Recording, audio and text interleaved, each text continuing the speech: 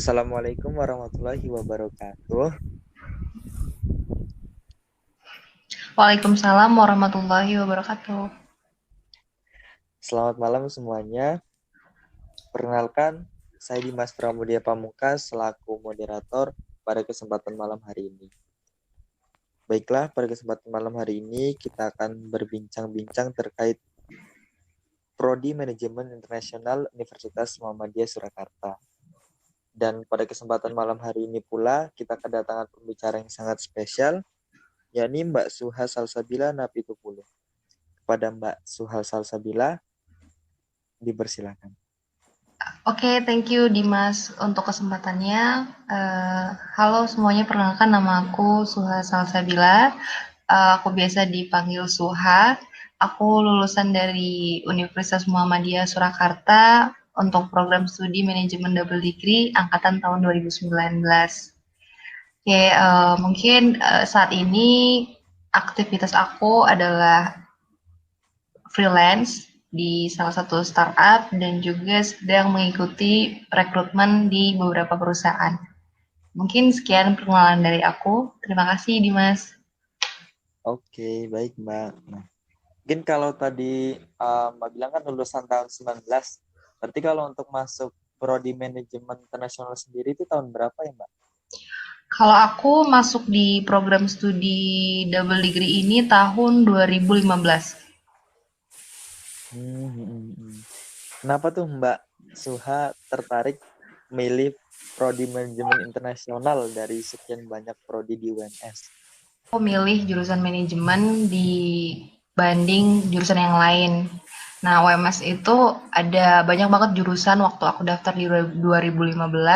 Nah, kenapa aku pilih manajemen adalah karena aku punya list jurusan yang aku minati dan salah satunya adalah manajemen. Kenapa aku suka? Karena di manajemen itu kita banyak public speaking, terus kita banyak diskusi, banyak presentasi. Nah, harapan aku ketika aku masuk jurusan ini, aku bisa lebih ahli lagi. Terus karena pada waktu aku daftar di 2015 itu kebetulan UMS lagi buka program internasional untuk manajemen. Nah, situ aku tertarik buat coba masuk ke jurusan manajemen internasional ini. Kurang lebih alasan aku kayak gitu. Oh iya, siap, siap. Nah, berarti kalau Mbak sendiri waktu tahun 2015 masuk jurusan ini, mungkin ada info-info dari saudara, kerabat, atau gimana Mbak?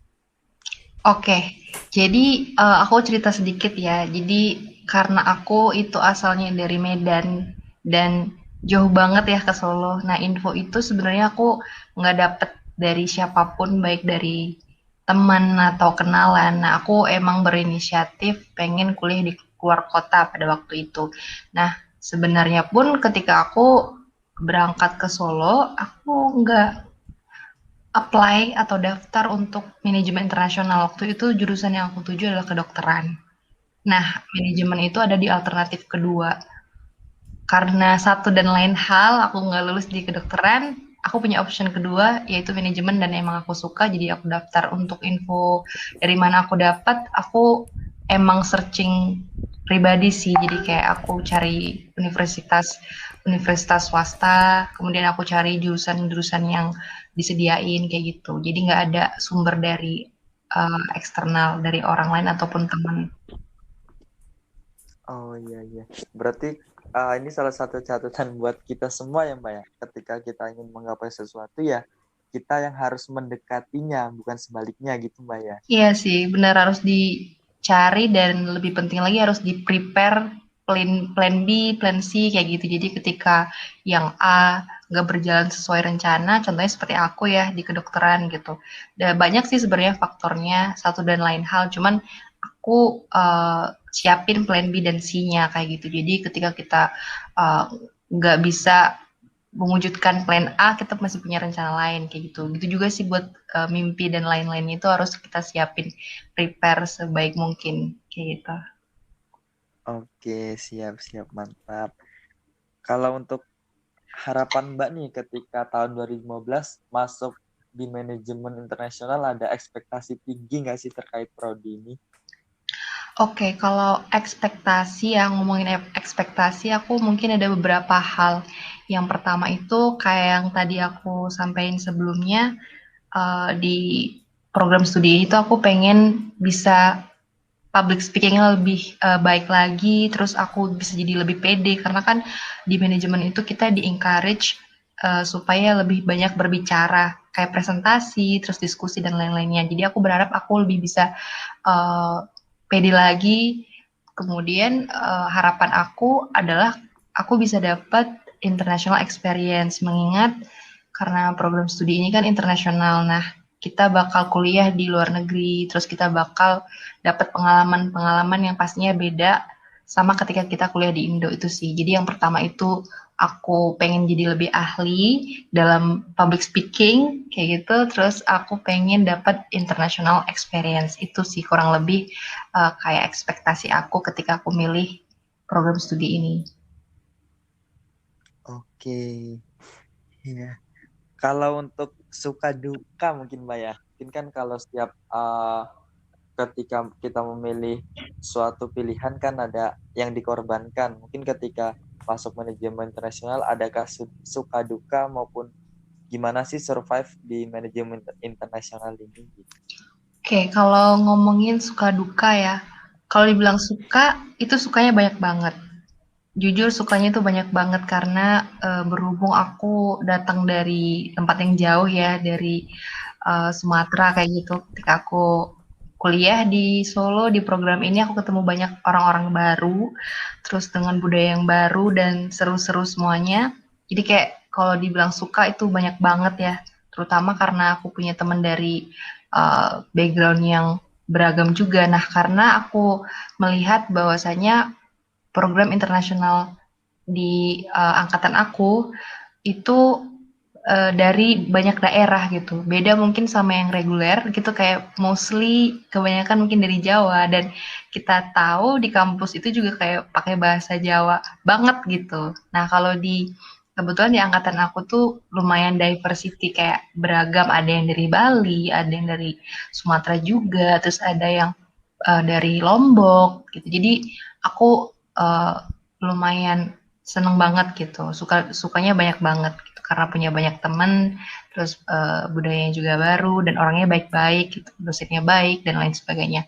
Kalau dibilang duka itu aku pribadi sih ini dukanya tuh kayak misalkan lebih ke perkuliahan ya, misalnya kayak ketika kita udah prepare gitu, ketika kita udah siap untuk kuliah gitu, untuk hadir itu kadang-kadang mungkin dosennya berhalangan dan beberapa itu ada yang sering gitu. Jadi kayak kadang-kadang lumayan kecewa. Maksudnya kayak mungkin ada yang berpersepsi kayak seneng nih gitu, nggak ada dosen dan aku pun pernah mengalami kayak seneng nih pengennya nggak ada kelas, cuman karena kadang keseringan gitu, jadi kayak merasa dapat apa nih di mata kuliah ini gitu. Kebetulan case-nya waktu di aku itu sempat ada satu semester itu lumayan jarang jarang banget masuk. Jadi aku kayak itu sih dukanya. Jadi kayak kurang ini aja. Karena kebetulan mungkin dosen di internasional itu masih belum banyak yang capable, maksudnya capable itu available, available. Jadi aku pernah dengar dari salah satu dosen itu uh, banyak yang mungkin lebih milih ngajar di reguler yang menggunakan bahasa Indonesia ketimbang delivery in English gitu. Jadi mungkin keterbatasan itu juga yang bikin kadang beberapa mata kuliah itu di-handle oleh satu dosen kayak gitu. Itu sih mungkin dukanya. Terus paling dukanya satu lagi karena aku perantau ya aku kangen homesick gitu. Homesick, kangen rumah. Itu aja sih kalau suka dan dukanya selama kuliah.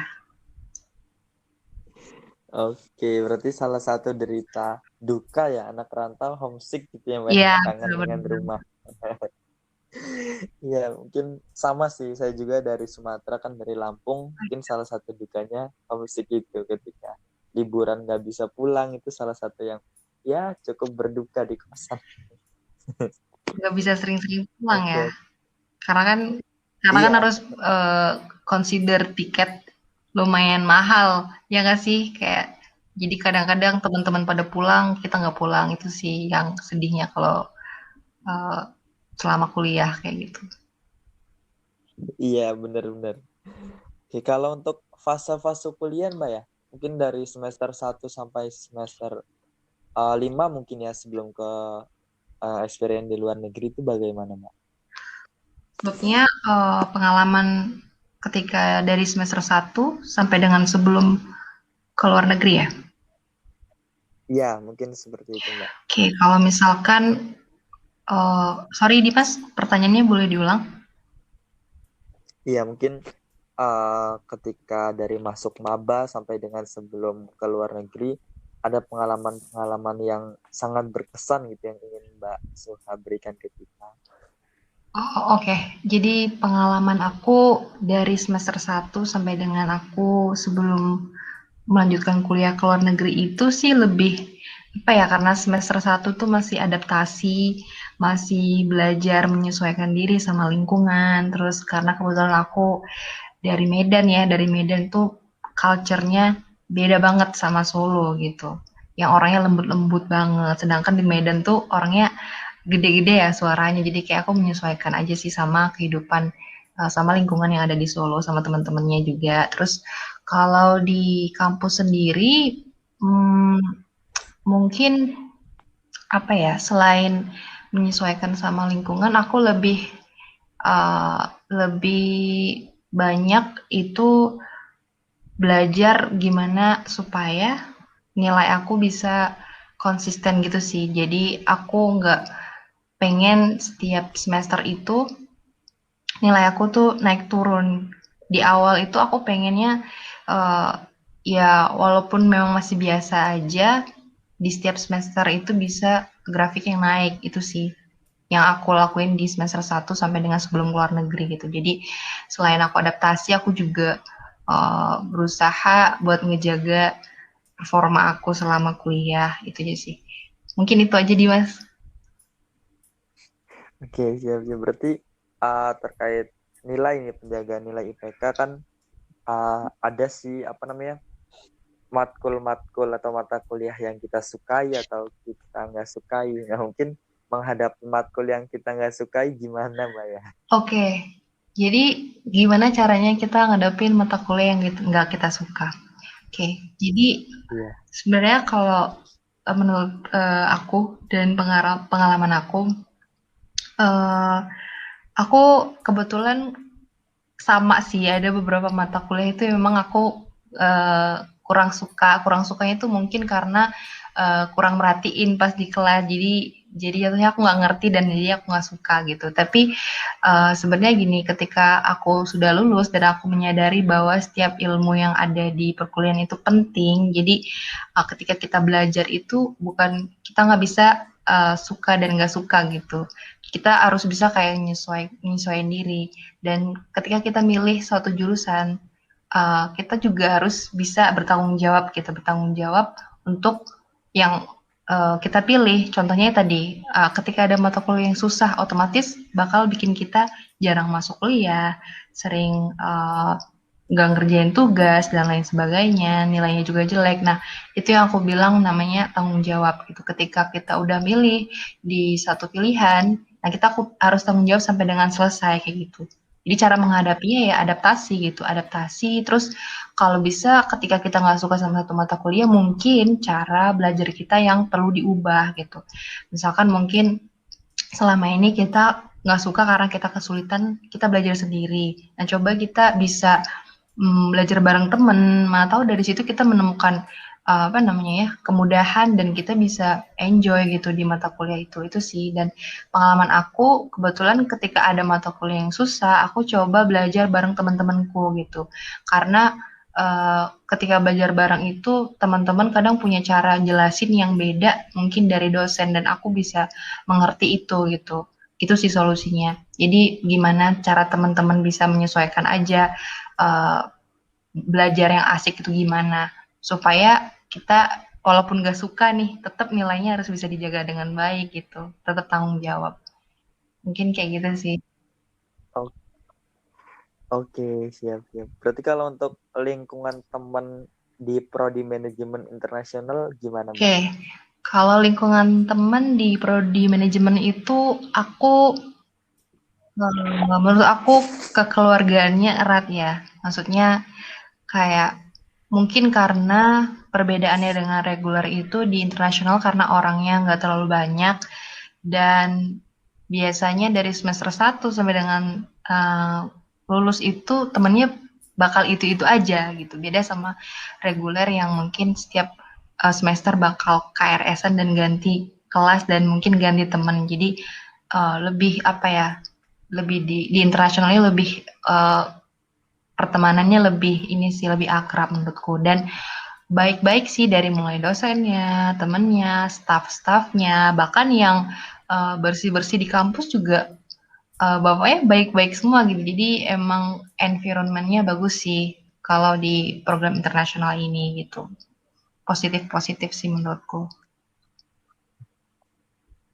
Oke, siap, siap. Berarti kalau untuk dosen-dosen, pendapat Mbak gimana sih? Adakah dosen yang mungkin barangkali sulit memberi nilai bagus atau mengharuskan SP dan lain-lain? Mungkin tanggapan Mbak sendiri gimana? Oke, jadi menurut aku dosen yang sulit ngasih nilai atau ya mempersulit itu nggak ada sama sekali.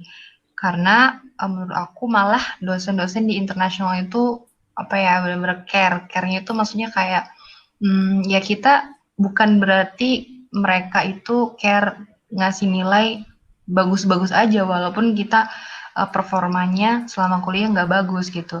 Jadi kalau dibilang mempersulit nilai itu nggak ada dan mengharuskan SP itu nggak ada gitu. Malah kalau bisa kalau malah mereka kalau soal nilai itu ya yang penting kita itu mengikuti perkuliahan dan yang pasti ujian kita juga nggak jelek banget nilainya. Mereka juga baik kok ngasih nilai gitu dan nggak ada yang sampai kayak mempersulit urusan mahasiswa atau pelit banget sama nilai itu nggak ada. Semuanya itu menyesuaikan aja dan bukan berarti ketika mereka baik buat ngasih nilai kita jadi ngegampangin nggak sih? Kita juga harus inilah harus Iya. menyesuaikan kayak gitu. Oke, siap. Mungkin kan tadi kalau terkait perjalanan Mbak semester 1 sampai dengan semester 5 ya. Kemudian kalau untuk Mbak apply double degree ke Taiwan itu semester berapa Mbak Aku ya? itu apply double degree ke Taiwan di semester 7 dan 8. Jadi ketika di UMS itu dari semester 1 sampai dengan 6, 3 tahun dan 1 tahun itu 7 dan 8, semester 7 dan 8 itu aku di Taiwan. Nah, mungkin barangkali ada pengalaman sekaligus survive ya. Barangkali ada kehidupan di sana ada yang berbeda. Mungkin ada yang ingin disampaikan ke kami, Oke, Mbak. jadi kalau untuk pengalaman kuliah di luar negeri, terutama aku kebetulan di Taiwan itu luar biasa sih aku bilang karena kebetulan negara di Taiwan itu yang pertama orangnya disiplin disiplin banget. Jadi benar-benar on time beda mungkin sama kita di Indo yang suka ngaret kayak gitu. Jadi awal-awal kesana itu lumayan challenging karena misalkan nih kita di kelas aja ketika ada perkuliahan gitu ya, dosen itu nggak pernah datang uh, melebihi jam jam yang udah ditentuin, schedule yang udah ada. Bahkan mereka datang bisa setengah jam, bisa 25 menit, 20 menit sebelum kelas dimulai. Jadi memang benar-benar disiplin.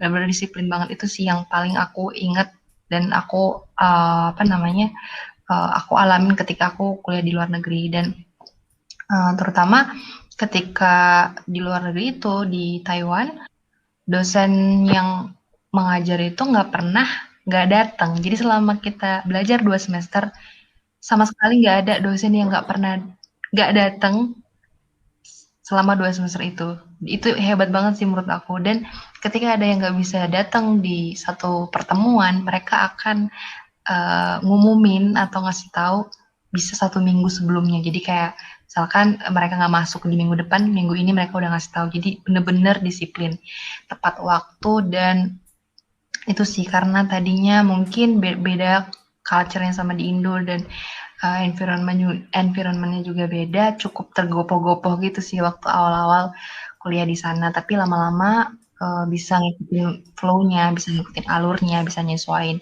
Dan juga uh, banyak banget ilmu, terutama di manajemen ini yang aku banyak dapat itu selama di Taiwan kayak gitu. Karena perkuliahan di sana itu banyak case study gitu. Jadi banyak case-case kita dihadapin sama case gimana solving problems, terus membahas sesuatu tuh yang deeply gitu sampai sampai sampai benar-benar gimana cara toolsnya apa kayak gitu. Nah itu sih menurutku yang aku appreciate ketika aku belajar di sana kayak gitu. Yang pertama disiplin, bekerja keras dan apa namanya sistem belajarnya yang memang mereka itu selalu improve gitu loh, selalu improve dan beda banget ketika kita di Indo gitu ya, keterlambatan, ngaret itu jadi hal yang biasa, tapi kalau di sana itu benar-benar nggak bisa. Ya kalau misalkan bahkan ketika ada cerita sempet kayak di satu pertemuan waktu itu aku inget di kelas brand, jadi itu mata kuliah yang mempelajari tentang brand, tentang merek. Waktu itu dosennya nggak bisa hadir dan udah izin ke mahasiswa. Nah, diganti dengan menonton movie waktu itu. Nah, movie itu dihandle oleh asistennya. Pada hari itu asistennya mungkin lupa atau gimana. Jadi kita nggak nonton movie dan kelasnya ya udah kita pulang gitu karena nggak ada. Besoknya dosennya itu bener-bener ngerasa bersalah banget dan nanya ke kita kita pengen dibeliin apa gitu karena dia merasa kayak dia bener-bener udah nggak tempatin janji gitu. Padahal mungkin bisa jadi karena lupa. Di situ kita dibeliin makanan banyak banget. Jadi kayak mereka benar-benar menghargai waktu gitu. Nggak ada istilahnya kita nggak datang dan nggak ada apa namanya nggak ada penjelasan tiba-tiba nggak masuk kelas aja itu nggak ada. Jadi uh, setiap kelas tuh bener-bener dosennya ini sih appreciate waktu dan kehadiran mereka di setiap pertemuan kayak gitu. Oke, siap. Kalau untuk survive terkait musim di sana Oke, bagaimana, Mbak ya? survive. Oh ya tadi kayaknya ada pertanyaan juga ya gimana survive di sana. Survive. Oke, Iya, gitu, Mbak. survive itu yang pertama karena di luar negeri itu yang pertama sebelum bahas ke cuaca ada nyari makanan halal. Nah itu susah banget ya karena di Taiwan itu emang mereka suka banget pakai pork, kandungan babi di banyak makanan, bukan hanya kayak makanan olahan biasa, tapi juga di kue, di permen, mereka tuh pakai kandungan dari babi kayak gitu.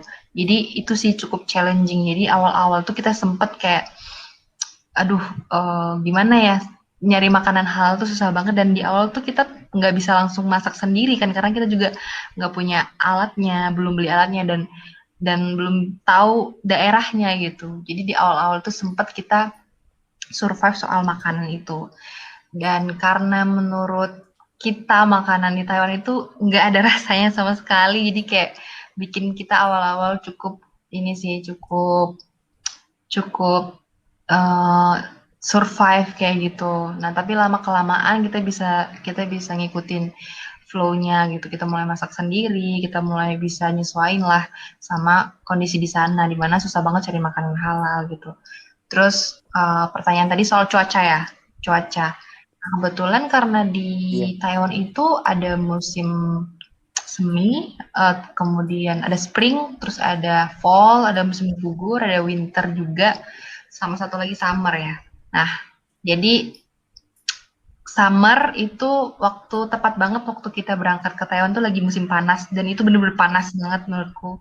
Panas terus waktu musim dingin ya, musim dingin itu kebetulan di daerah kampus yang di Taiwan itu ada salju nggak ada salju di daerah itu, tapi dingin. Aku lupa sih berapa derajat Celcius waktu itu. Nah, survive-nya ya paling kita pakai pakai pakaian hangat gitu-gitu aja sih. Kalau apa namanya, kalau keluar, kalau kuliah dan lain sebagainya. Untuk yang survive cuaca ekstrim itu nggak pernah. Nah, kebetulan di Taiwan itu ada namanya typhoon. Typhoon itu biasanya kayak badai angin topan ya kalau nggak salah itu.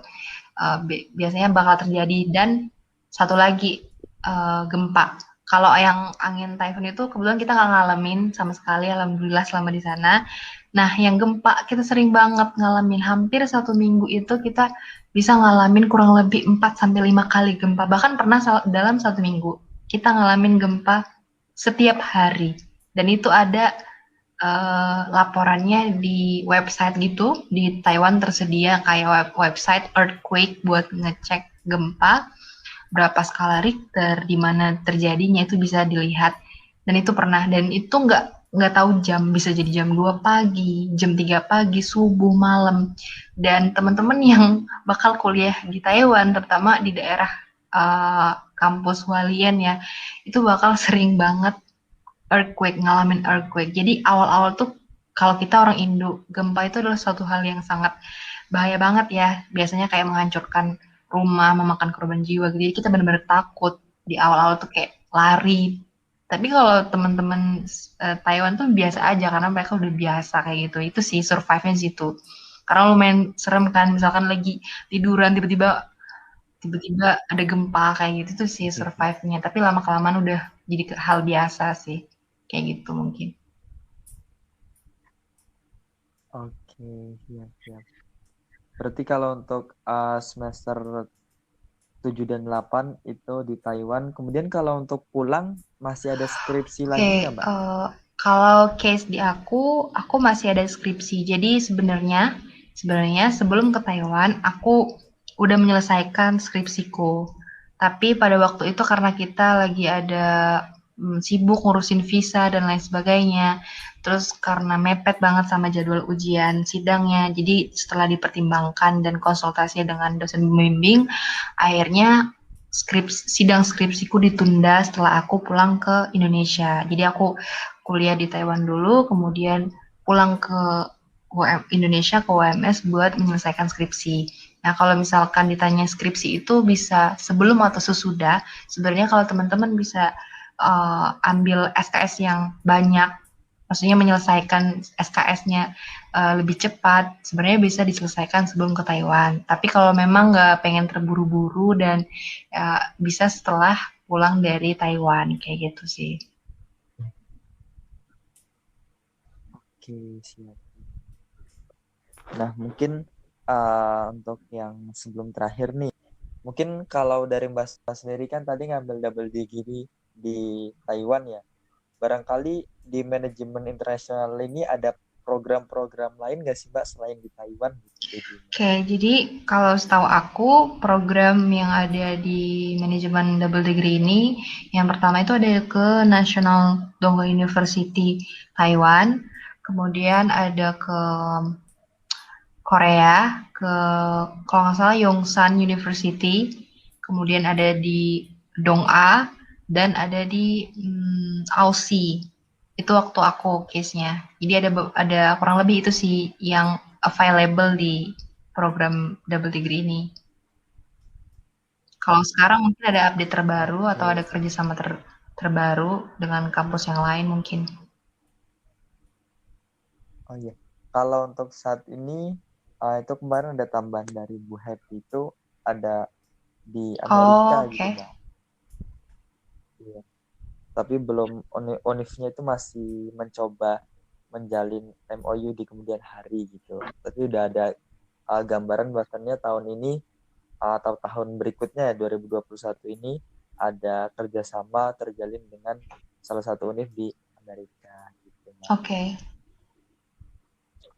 Oke, oke. Mungkin sebelum menutup ini, tadi kan kalau di awal kan aku tanyain terkait harapan ya, mengapa harapan ketika masuk di manajemen internasional, mungkin selama Mbak udah dari semester 1, 2, kemudian sampai skripsi dan lulus, apa yang Mbak harapkan dengan realitanya ketika masuk manajemen internasional gimana Oke, Mbak? kalau ditanya harapan dan ekspektasiku sesuai atau enggak ketika masuk di jurusan ini, sebenarnya kalau ditanya sih sesuai tapi nggak sepenuhnya. Kalau case-nya di aku karena ekspektasiku adalah ketika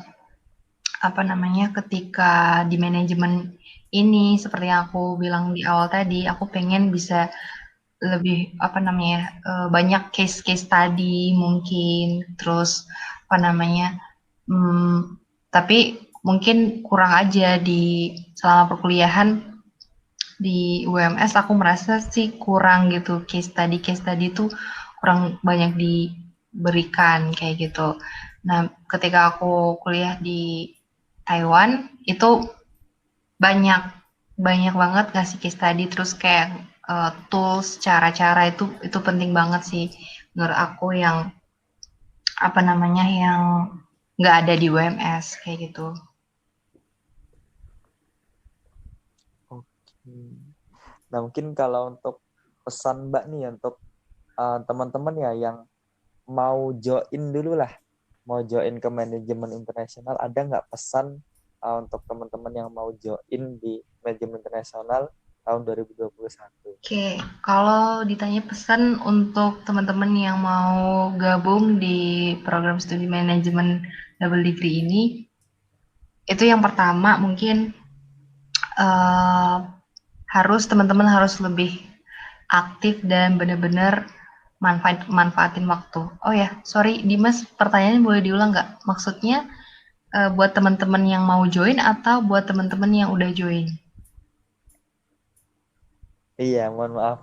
Mungkin pesan untuk teman-teman yang mau join dan juga sudah Oh, join gitu, sudah ada di oke, manajemen kalau internasional. untuk teman-teman yang mau join, saran dari aku adalah coba bener-bener riset jurusan yang kalian mau itu seperti apa gitu. Terus jangan asal-asalan pilih karena mungkin ini program internasional terus kayak pengen ke luar negeri aja, harus benar-benar teliti dulu buat teman-teman yang mau join. Terus menurut aku program manajemen double degree ini program yang bagus karena yang pertama tadi punya international experience ya kayak gitu. Terus kita bisa punya 2 gelar dari 2 universitas yang berbeda. Jadi program ini menurut aku bagus kayak gitu. Dan untuk teman-teman yang udah join di program ini, pesan aku selaku lulusan ya udah graduate kayak gitu. Teman-teman itu yang pertama harus bisa manfaatin waktu sebaik mungkin dan juga harus bisa lebih aktif. Nah, kenapa aku bilang seperti itu? Karena ketika aku di di double degree ini aku merasa aku kurang manfaatin waktu aja gitu, kurang manfaatin waktu mungkin banyakin pengalaman kayak gitu, banyakin magang, terus memperbanyak skill-skill yang aku punya karena uh, ketika kita udah terjun ke dunia pekerjaan dan mencari kerja itu kita cuma punya skill misalkan komputer Microsoft Office aja menurutku sih itu kalau di era yang sekarang tuh kurang. Mungkin teman-teman bisa explore lagi ke misalkan mungkin Microsoft 365 atau tools yang lain yang mungkin kita nggak pakai dan nggak awam gitu ketika kuliah. Yang aku harapkan teman-teman yang sekarang ini join itu bisa uh, lebih aktif dan memanfaatkan waktu belajar hal-hal baru, memperluas channel gitu karena uh, jangan pernah jangan pernah puas cuman hanya yang didapat di kuliah di UMS aja, harus lebih aktif lagi cari keluar, cari magang kayak gitu. Terus yang kedua itu oh iya aku mau nekanin nih untuk poin magang. Jadi karena pengalaman aku di jurusan ini tuh kita nggak di-encourage buat magang gitu. Mungkin beda sama yang reguler, mereka tuh ada kayak program magang mungkin misalkan di PT apa, di bank apa gitu sebelum lulus. Nah, itu penting banget. Ketika teman-teman nanti cari kerja, ketika sudah lulus gitu, pengalaman kerja itu penting banget gitu. penting banget. Kenapa aku bilang penting banget? Karena perusahaan tuh pengen lihat gitu, kira-kira kita udah bisa nggak sih diajak bekerja sama, terus teman-teman udah bisa nggak sih beradaptasi dengan lingkungan pekerjaan, terus udah pernah berkontribusi apa aja gitu. Dan itu benar-benar penting, dan yang aku tekankan teman-teman tuh harus aktif, apalagi di era pandemi ini. Banyak banget program magang atau internship itu yang disediakan remote. Remote itu maksudnya kita nggak mesti datang ke kantornya, ke perusahaannya, tapi kita bisa mengerjakan project-projectnya itu hanya dari rumah. Dan itu banyak banget, teman-teman bisa cari di LinkedIn, teman-teman bisa cari di akun magang di Instagram dan lain sebagainya. Dan harapannya ketika nanti udah lulus, teman-teman bisa punya banyak pengalaman magang seperti itu. Jadi nggak ketika lulus baru cari, karena case-nya di aku, dan aku kalau bisa nggak pengen terjadi ini di teman-teman yang sekarang masih kuliah gitu. Aku baru kayak cari magang tuh udah mau lulus, dan fresh graduate tuh masih pengen cari magang gitu, karena setelah apply kerja ternyata pengalaman kerja ini butuh banget gitu, pengalaman magang ini penting banget, karena beberapa perusahaan tuh nanyain ketika kita daftar pengalaman kerja di mana, berapa lama, pekerjaannya apa aja, itu pasti mostly, walaupun nggak semua, pasti bakal diminta. Jadi memang penting-penting penting banget, dan teman-teman kalau bisa usahain cari magang sedini mungkin gitu. Sebelum lulus banyakin magang. Terus mungkin pesan aku yang terakhir adalah jangan pernah teman-teman cepat merasa puas, cepat merasa udah jago, udah merasa yang didapat di UMS itu udah cukup gitu. Karena nantinya menurut pengalaman aku ketika aku uh, mengerjakan project setelah lulus di pekerjaan, dan aku bertemu dengan orang-orang baru dengan skill yang luar biasa, menurut aku masih nothing gitu. Jadi selama ini aku menganggap aku udah jago, padahal aku belum ada apa-apanya. Kalau bisa teman-teman bisa lebih baik, kayak tadi memperbanyak skill gitu, skill apapun lah, terutama komputer dan lain sebagainya gitu. Dan mostly ketika aku gagal itu karena aku merasa udah jago. Jadi teman-teman kalau misalkan ada yang merasa udah jago, itu tanda-tanda mau gagal. Jadi jangan pernah ngerasa puas, itu aja sih. Harus jadi gelas kosong, harus jadi pengen tahu terus, pengen belajar terus, karena namanya ilmu tuh nggak pernah ada habisnya gitu. Dan nanti ketika lulus, harapannya teman-teman udah siap untuk bekerja, udah siap dengan ilmu-ilmu yang uh, udah didapat selama perkuliahan dan aktivitas-aktivitas yang diikuti. Kayak gitu sih. Mungkin itu aja pesan aku untuk teman-teman yang mau join ke program studi ini, dan yang udah join di jurusan ini kayak gitu. Oke, terima kasih Mbak Suha atau Oke. ulang Mbak. Terima kasih Mbak Suha atas ilmu serta pengalaman yang disaringkan pada kesempatan malam ini. Mungkin obrolan kita pada malam hari ini kita cukupkan sampai sini, mengingat waktu sudah cukup panjang dan sudah cukup lama. Nah, demikian teman-teman obrolan bersama dengan Mbak Suha Salsabila terkait manajemen internasional. Bagi teman-teman yang ingin join di Prodi Manajemen Internasional Universitas Muhammadiyah Surakarta, itu boleh banget, masih dibuka sampai dengan kuota tertutup. Biasanya kalau di prodi kami manajemen internasional kurang lebih hanya menampung 50 orang saja. Jadi siapa cepat dia dapat. Nah, jadi untuk teman-teman yang mau join, jangan lupa pesan dari Mbak Suha tadi yang telah disampaikan. Dan untuk teman-teman yang sudah berada di manajemen internasional, tetap semangat dalam bertahan berkuliah selama pandemi. Dan mungkin sekali lagi kepada pembicara Mbak Suha Salsabila, terima kasih banyak atas waktu dan pengalamannya. Demikian podcast pada kesempatan malam hari ini. Wassalamualaikum Oke, terima warahmatullahi kasih juga wabarakatuh. Dimas. Waalaikumsalam warahmatullahi wabarakatuh. Oke. Oke Mas Oke, Pram, makasih sama-sama ya banyak Dimas. Mas.